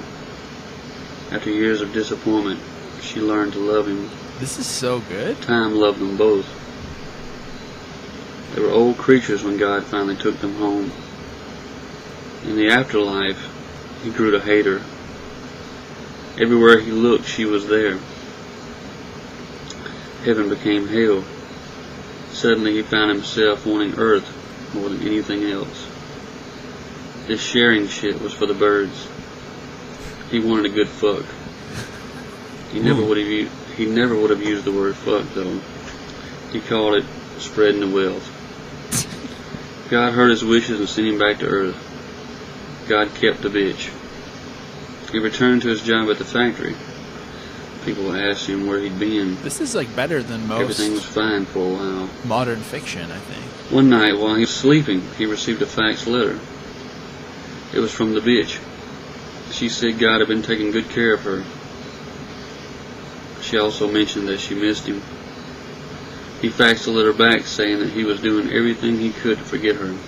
I think his delivery is He really received good another too. fax. Yeah. This one was covered with tears and otherwise blank. He has gravitas. He jerked off on a sheet of paper and faxed it to her. He's going for received no response. like a That morning he woke up, took a bath, and went to work. Bukowski, grimy Around guy 9:23, thing. a steel press took his hand off. Do you Took his think hand named off. this Moist Heaven because he was sort of grimy, sort of... And he bled to death on the scene. He left this world again. He woke up as a cockroach. He awoke as a cockroach. Cockroaches he didn't know were crowded around him. He was on his back looking up at them. They were chanting a name, his name. Bill Monsoon. I mean, I think we get the point, but Yeah. I think opening with the night was moist in this kind of amateur Bukowski story. It's kind of an interesting vibe. It makes me wonder what other sort of rhetorical journeys the word moist could have gone on if it hadn't have been so unfairly. Yeah, that is the tragedy of this, isn't it? I think it's so. sad. It is sad. Yeah, so I guess I'm going to bring back the old question. Is performatively hating on the word moist millennial excellence? Yes. It is. It's because yes, it's just something that we are too good at, and I'm pretty sure I know the answer, but is it Reddit? No. But Come hating... on. No, listen. Complaining that people hate the word moist is Reddit. You can't just say this stuff. I'm dude. No, I'm so serious. Like, think about everything we watched. Think about the Letterkenny skit. Like, it wasn't. That's the humor not Reddit? wasn't. No, I'm saying it is. I'm saying it's extremely Reddit, and the. Oh, so it's so much. You're saying the Redditness comes from the reaction. Yes. To people hating the word moist. Yes. But there are some people who hate it, and they're living their... I think, though, that the people who are pretending to hate the word moist to fit in are being Reddit, too. Yes, but I think it's even more Reddit to be mad that people are pretending to hate it. Like, if you look up the word moist Reddit... Oh, it's all over. It's everywhere. Yeah, and it's people saying why do so many people object to the word moist? Are people who hate the word moist just overreacting? But when you describe things as Reddit, are you referring to present day Reddit or the overall concept of Reddit? The overall concept of Reddit, because and I think hating moist the overall would have been... concept of Reddit tends to be antagonistic to things that women do. Okay, that's true. That's fair. And women hate the word moist. So you're saying that you agree with Dane Cook that women hate the word moist, and you're erasing Jules' lived experience. I'm saying I'm not agreeing. I'm simply observing. I'm observing that Dane Cook says women hate the word moist. We saw that TMZ sketch. Yeah, where it was a kind of gender war. That's true. I know what that is Jules true. said. What Jules said, but it was like and the Osbourne's clip too. It's true. So you're saying believe women. If moist is a bad word to women, we believe you, women. Yes, and we will try to stop saying it, unless we're describing a cake or a towelette. Moist lineal excellence.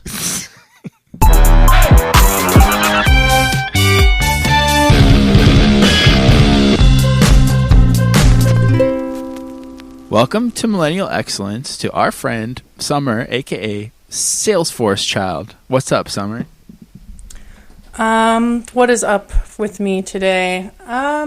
Everything is good, and I am in the strange guest room of my friend's house.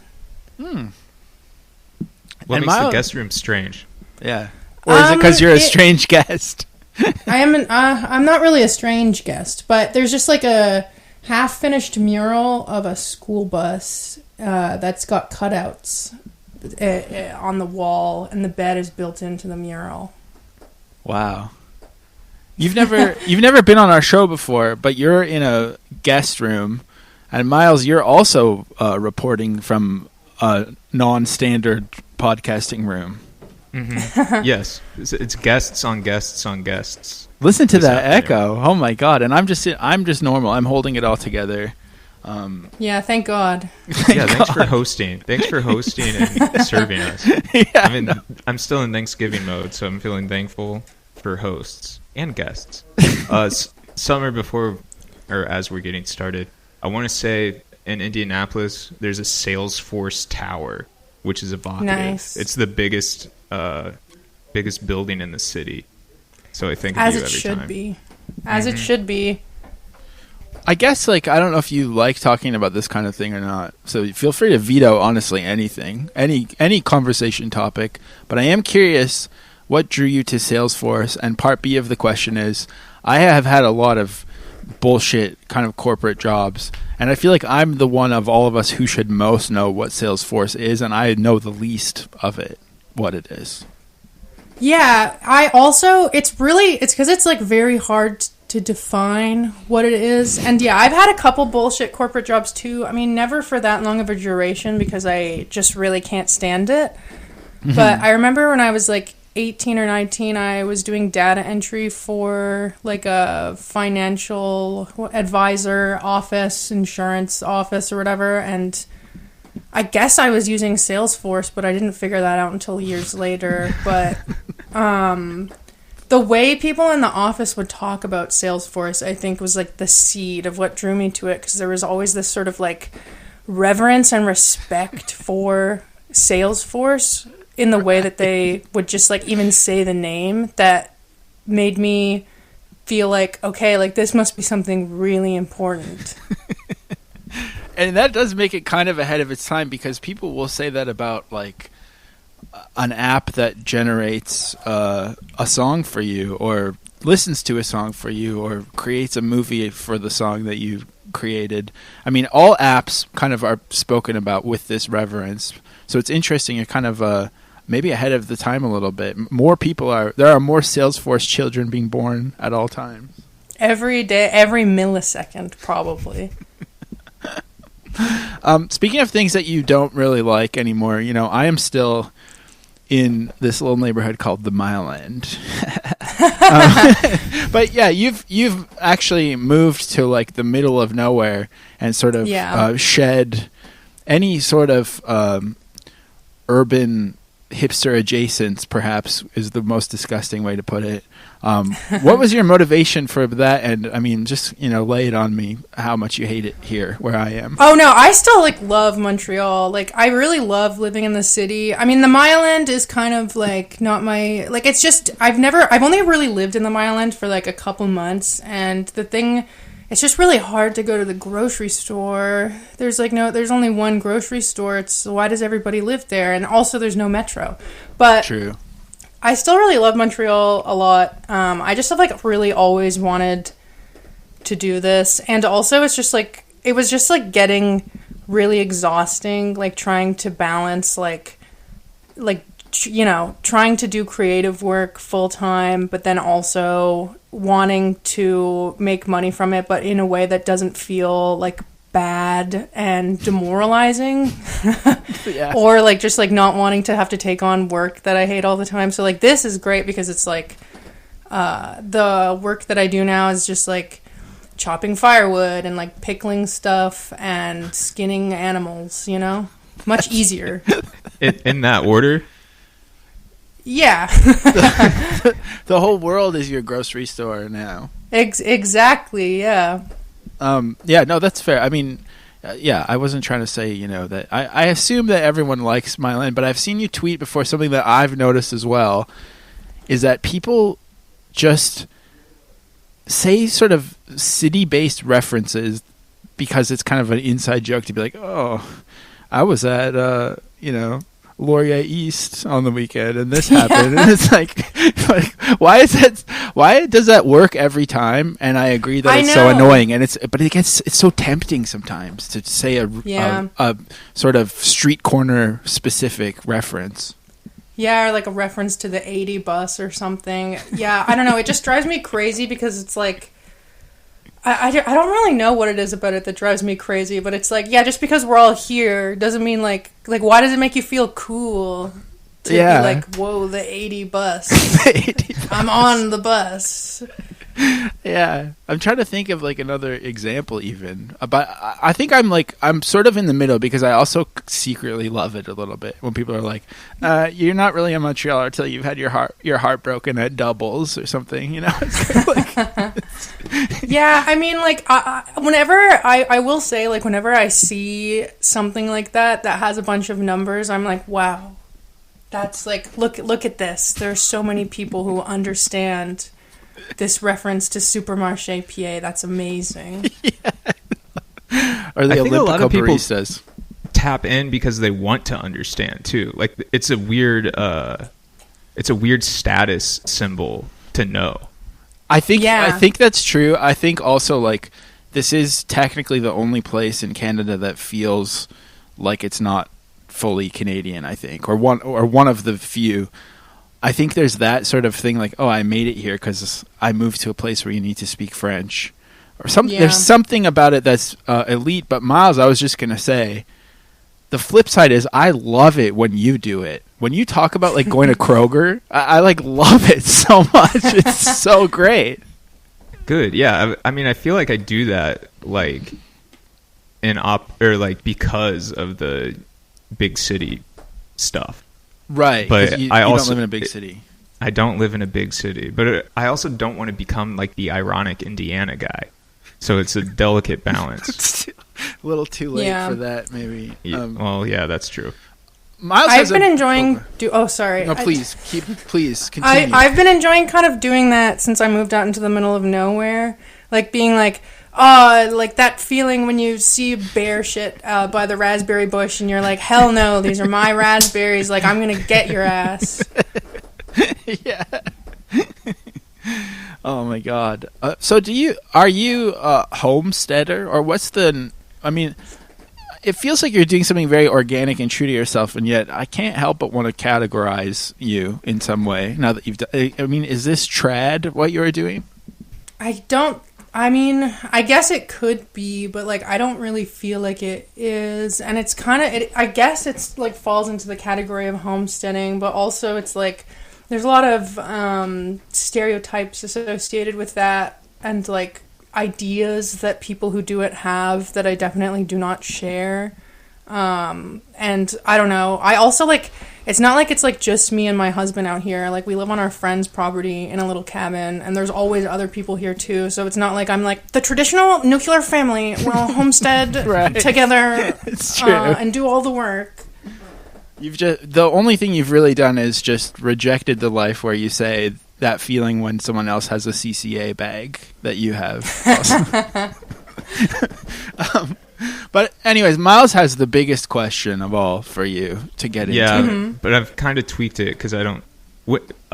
Summer, when did you realize what generation you are? When did I realize? Good tweak. Spiritually, I do feel like I'm kind of Gen Alpha. In a way, like I just feel like a lot of Gen Alpha stuff really resonates with me, but the big barrier there is that I don't play video games, and I've never played video games. Like I just think they're really boring, and I know that's really important to their culture, so I don't want to impose too much. But I guess like in terms of actual timelines, I would probably be like a zillennial.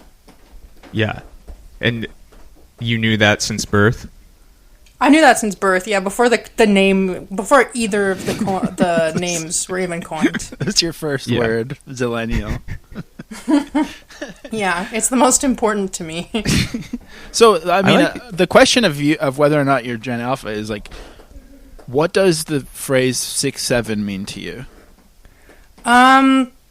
6'7" doesn't really mean anything to me. I think I just really felt like I am Gen Alpha because of how much Skibbity Toilet resonated with me. Right. When I first saw it, I was like, this is amazing. Like, I feel like I found something that's so true to myself. And I also feel like if I had Skibbity Toilet when I was like 10, that I would have been a better person. I feel I really relate to the idea of relating to Gen Alpha. I think I'm spiritually Gen Alpha too, because I have just so much wonder for the world. I have so much more to learn. Exactly. I get scared. Yeah. I just have a 10-year-old mentality, a beginner's mindset. I'm ready to be taught by Mr. Josiah Hughes. That's right. I'm just hard millennial. No cusp over here. I'm not breaking no cusp December, which is Miles's rule. But what about like? So you are technically zillennial. You're a zillennial with the heart of a Gen Alpha. Yeah. What has it been like interacting with true blood millennials in your life, living in Montreal? Yeah, I think like the main thing I notice interacting with true blood millennials is like there's like a lot more earnestness in the way that they just like engage with the world. But it's interesting. I feel like I actually don't interact with that many true blood millennials because most of the millennials around have like adopted a more Zoomer approach to life as time goes on, you know? Interesting. So you're saying that like sort of the ironic distance you associate with Zoomerism? Yeah, well, I feel like most... Well, I don't know, in Montreal especially, because like if they're more a little more tapped in, maybe. Mm-hmm. That makes sense. Yeah, I mean Montreal also I think is the birthplace of like a lot of deeply millennial earnestness. Mm-hmm. I mean, I see the guy from Myland Kicks wearing the Arcade Fire bomber jacket from their most recent tour all the time when I walk on the street. But that's interesting. So does that mean for you the earnestness is not a part of who you are as a person, or do you just express it in different ways? I feel like I express it in different ways, or I don't know. It's hard to say. Like, I feel like something that I've heard a lot about myself from other people is that I seem really scary and fucked up at first, but then they realize that I'm actually really nice. So maybe that's how it's expressed for me. Right. That makes sense. That makes a lot of sense. That's how I felt about Miles at first, actually. He's kind of has this aloofness. Fucked up. No, not fucked up, but there's an aloofness to you. There's an aloofness to you on your public presentation that disappears. Whereas I think I am more earnest and warm and gentle upon first meeting me. And then if you talk to me every day like Miles does, you see how bitter and resentful and grumpy I am. I feel like your posts aren't... I wouldn't say that they're like earnest and gentle. I mean, maybe that's just the way I'm seeing them. Well, actually, that's you mentioned the millennials pivoting to a more Gen Z cynicism kind of thing.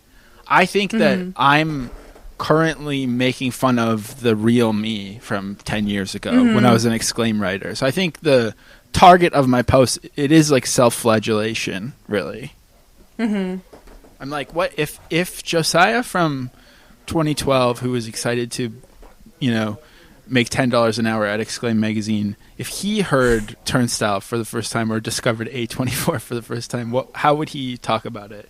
I mean, that's like the generous read. The truth is also, I'm thinking about like the hashtag music channel at all the tech companies I've worked at, and the way that like actual Salesforce people interact with culture is just like so mortifying. Yeah, it's something that it's like you really have to have been immersed in it to be able to parody it the way you do.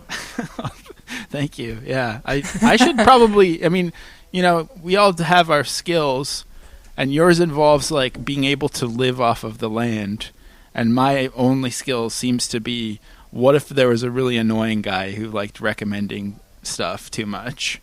So I feel like I need to learn, I don't think I'm going to survive. You're like an oracle, though. People would need to come to you to find out. Yeah. I think, Miles, is this the episode about the word moist we've now decided? Yeah, yes, that is true. So Summer, do you hate the word moist, or do you have thoughts about the discourse around the word moist? Yeah, I feel like I don't really have any feelings about the word moist. It's just another word to me. But the discourse around the word moist, I feel like it's one of those things where someone hears it, you hear it a few times and it's funny, and then more and more, it's kind of funny, or at least to the people who are adopting it, and then you start adopting it and it gets like overinflated as like a kind of interesting or funny thing you could talk about, like pineapple on pizza or whatever. People having really strong opinions on that. It's just, I feel like it's a very similar thing, or someone hears that and they're like, that's kind of funny. Maybe right. Maybe I should keep going with this. There's something about the first person who thought of it was kind of onto something, and then it's just like becomes. It's almost like how people used to quote Anchorman or something. It just becomes like a thing to quote. Yeah, we don't have like movies to quote anymore. No, just memes. But it's like, I feel like it's like a socially acceptable personality quirk. Like people are like, oh, I want to be different. I want to express myself, but I don't want to freak anyone out. And I noticed this other person said they hate the word moist, and I do too. And I'm going to keep hating on it.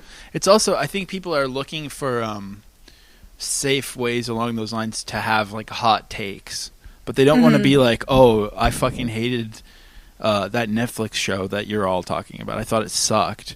They don't even know how to like decide if they like or dislike something, so they've just choose these like banal things that are safe to have big opinions of, and channel all of their rage into that maybe. But I would really like... Go ahead, Summer, sorry.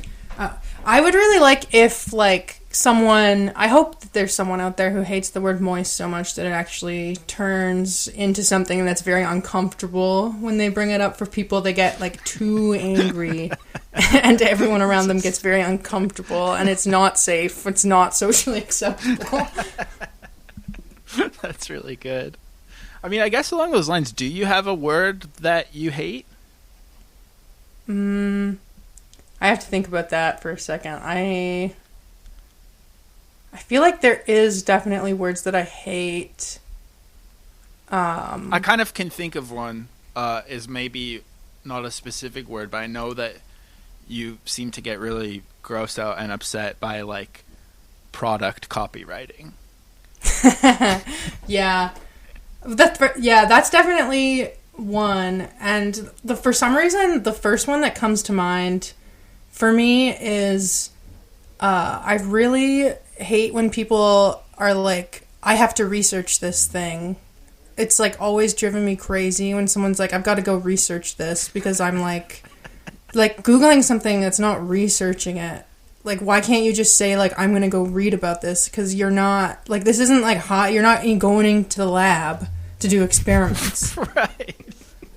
So just, you're saying just when in conversation someone's like, oh, I got to research this. Research. Okay, yeah. Yeah. That makes sense. That reminds me of another, like, recent quirk is when people say, and maybe you can answer this, both of you, as the cuspy Zillennials. We're throwing no cusp December out the window, Miles. I've noticed along those lines, there's a new thing that I keep seeing on Twitter. For example, there's like, I don't know, maybe let's say there's like Republicans talking about being attracted to 14-year-olds or something. Like something like really dark and sketchy. People will quote it and say, the Republican obsession with minors needs to be studied. And I think it's interesting that they say that instead of like we should take action or like we should stop it. They just want to like study it. Is that because there's this pervasive helplessness that nothing can be done other than we could write an academic paper about it and like publish it onto JSTOR or whatever, and that's it? I know. They want other people to study it too. Like they don't want to do the work. They just think it should happen. But in this hypothetical scenario, why wouldn't you just say they should be stopped? Like we should put an end to this instead of we should study this. Like you're going to get a grant and study it and let them keep doing. And in fact, don't stop them because we need to make sure that all the variables stay in place. Yeah, well, we need to keep studying it. Exactly. Just forever. Yeah, I don't know. That just reminded me of that, but I don't know. Research. So what constitutes research at this point? I don't know. I just feel like I encounter it a lot in regular conversation. People just use it in place of like, I'm going to look this thing up. I'm going to go on Wikipedia. And there's like this sort of, what's the word I would want to use here? There's this sort of like air that you're doing something important when you use the word research too. Yeah. I find it's like, well, it's not really like important if you're just going to read something and then tell me. I like that about it. The word that you don't like it for like a very good reason because of the meaning and the context. I think people, when they say they don't like moist, it's something to do with the mouthfeel or something. Yeah. There's probably words I don't like the mouthfeel of. I just like can't think of any right now, you know? Yeah. Yeah, and I think I've probably already said this at this point in this episode we haven't recorded yet, but for me it's like I'm sure I was grossed out by moist at one point, but the fact that it grossed me out just made me lean into it so much, and like kind of being grossed out by tactile things like that is kind of my favorite thing now. So it's hard to it's kind of hard to imagine. Do you have any word? Oh, go ahead. Well, I'm just stuck on moist. Like, how else are you going to describe like a sponge cake? It's wet. You know? It's soaking wet. The sponge cake is dripping. It's a freaking sponge, soaking up all the wet. Yeah, that's true. Yeah. Yeah. What other things even are moist besides a delightful sponge cake? That's the only thing you can think of. A towelette. Yeah, a moist towelette. That's great. That sounds nice. That sounds better. Yeah. I don't think anyone's ever complained about the word moist when it's paired with towelette, which really takes some of the sting off of the first half of the phrase. Yeah. It's so highbrow. Yeah, it is. It's very classy, so you can't hate on that. Summer, were you also named Ice-T's dumb fuck of the week or whatever? Yeah, dumb fuck of the day. It wasn't a whole week. Sorry, not a whole week. Just a day. Yeah, I was. I think that was like almost maybe over 5 years ago. That was a long time ago. Well, I think we're both in the club. I'm pretty sure I was too. So wow, really? What did you do to get named? Yeah, I think I used to talk to him all the time before he blocked me, but I think he posted a meme and it was clearly something that he had printed out from his computer and taken a photo of. Which is one of my favorite quirks that older people do. Like, I love a photograph of a printed out thing from the computer, and so he got really upset with me for pointing that out. I'm pretty sure. I've never spoken to another dumb fuck of the day alumni before. It feels really cool to be in this club. I think I think it goes against Miles's character, but I would love to see it happen. I think there's still time. Yeah, I know. I do feel left out right now. We've got to do a campaign. Yeah, I know. What should I do? What could you do? I mean, it's also on topic with moist being iced tea. That's a moist thing, I think. The drink is moist? Isn't it? Or is a drink not... In order for something to be moist, does the liquid have to have transferred into an object? Yes. I think so. Absolutely. So liquid itself is not moist? Yes. But liquid... The presence of some amount of liquid can make something moist. So it's a crucial word, actually. Yeah, yes. And we don't really have any substitutes like we just went over. So what are we supposed to do? Yeah. What do you think of pineapple on pizza? I really like it, but also it's I'm kind of I'm fine with anything on pizza, really. I mean, I'm not a huge pizza head. Good answer. I think if we were in a morning stand-up at work on Zoom, that would be sufficient to pass it on to the next person. I hate one phrase I hate is when work people say, "I'm going to give you some time back." Oh, yeah, I hate that so much, and it's because there's 1 minute left in the meeting. Yeah. That's so crazy. It's so I'm doing you a favor. You're so lucky. Here's your 60 seconds. Yeah, and that time doesn't belong to me. It's in the air. It's everywhere. Yeah. The concept of ownership of time drives me crazy. Oh, wow. That's true. Who gave them the authority to do this? We should sit our asses down in this meeting. I want to research that, actually, and see. No, I'm just playing. Just this morning, I did say, let's research ways to cook a turkey. So, wait, this morning? It's the day after. Yeah, there's Friendsgiving on Saturday. Oh my God! Now there's a loaded. What do you guys think of the phrase "Friendsgiving"? It's pretty annoying, actually. When I think about it, it's a nice gesture, but I think the phrase is annoying. Friendsgiving doesn't even rhyme. Yeah, it is a very millennial sort of phrase, but Whenever I've had Thanksgiving with my friends, I just still call it Thanksgiving because I'm like, well, you guys are my family also.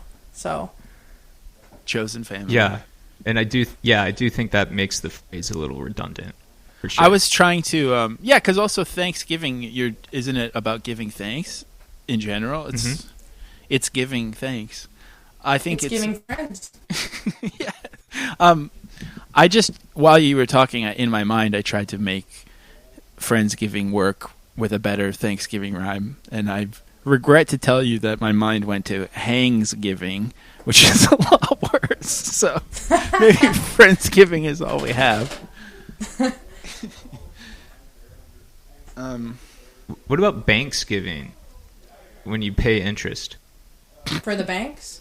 Yeah, the banks. No, you pay interest to your friends, so it's called Banksgiving. Awful. That's really nice.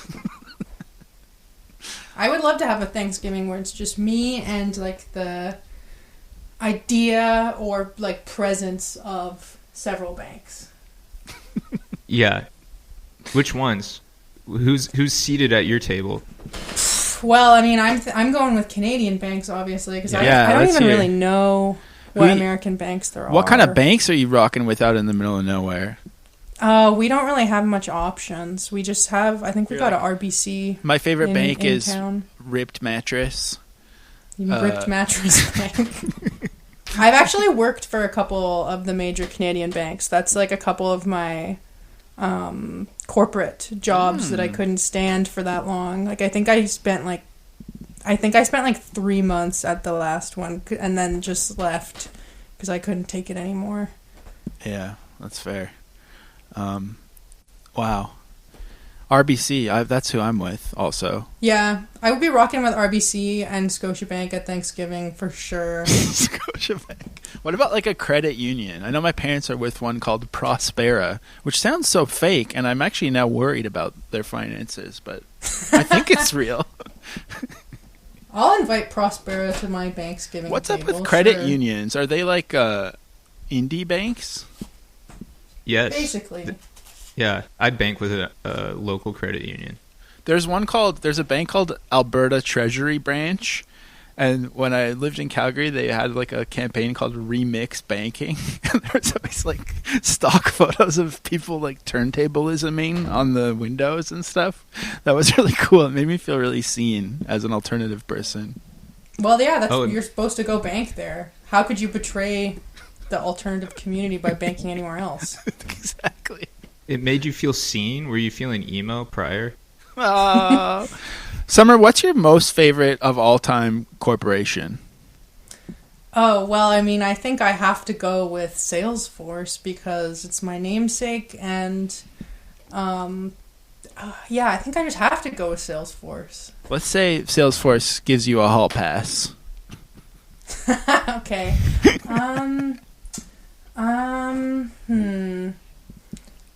I think I would go with Mr. Beast Financial, which I think is not actually... It's just a registered corporation. He hasn't actually launched it yet, but... Is that real? I think... Yeah, no, it is real. He... I forget, like, what it's called whenever you file for a company to become real. Right. But he did that with Mr. Beast Financial. Oh my so God. it's in the works, and I want to be one of the first people to be there for Mr. Beast Financial. Amazing. I have one more question kind of related to this stuff, and then I don't know if Miles, if you have anything, but I'm just actually genuinely curious if living in the middle of nowhere has impacted or affected what it's like to go on the internet, and do you see things differently when you go on there because you're like surrounded by so much beauty and dead animals? I think, yeah, it probably makes my tolerance for the internet a bit higher, which is good because like it's like I can just log off. Also, like there's no cell service here. Like I have to drive about an hour to get cell service, so it's like if I leave the radius of the house, I'm completely disconnected. Also, the cabin I live in doesn't have Wi-Fi yet, and it like now that it's been so long that I've lived in a cabin without Wi-Fi, I'm like I bought a Wi-Fi extender so I could get it, and it's been like 2 weeks and I just haven't set it up yet because I just am not really feeling like it's that urgent because it. And I used to always think it was so annoying when people would say, like, oh, it feels so good to, like, not go on your phone or whatever. And I'd be like, yeah, like, whatever. But, like, after a couple months of this, I'm like, okay, it actually does feel really good to have, like a solid, like, 14 hours where I am not connected to the internet at all. It's annoying because I think we all feel a little bit convicted by it. We know it's true. Yeah. Well, also, it's just, like, the only reason why I'm able to have this is because I, like, don't have the option at all to go on the internet. Like, I don't think, like, I think it's, like, annoying because when people are like, I never look at my phone, I'm like, wow, great, good for you. Yeah, when people are like, social media is so toxic, I'm like, social media is freaking awesome. You just gotta follow better people and, like, or just, like, do better posts. It's your fault that your social media sucks. Yeah, exactly. Miles, do you have anything else you want to ask Summer?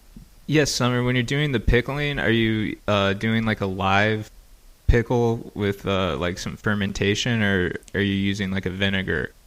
I don't really know how to do the live pickle thing yet. Also, I'm kind of scared to do it, but I do want to get into that. I'm just killing all the good bacteria with vinegar. Good. Thank you for answering that. The bacteria should be dead. Yeah, that's what it's there. It exists to be eradicated. Yeah. I'm going to have the first person with not a single damn bacteria in my gut. Well, thank you so much for connecting to the internet for us. And do you want to plug anything? I don't know if I should let people plug things on this show or not, but it's just, what else do you say at the end, you know? Yeah. I was trying to get Miles to end it with, is a hot dog a sandwich, or what do you like, pineapple? And I wasn't being a very good sport about that. He was. It's a pretty humiliating ask of you, honestly. Do you think a hot dog is a sandwich, Summer? I guess, yeah. I mean, that's fine. Like, it's fine with me. It's fine with me, whatever you want to call it.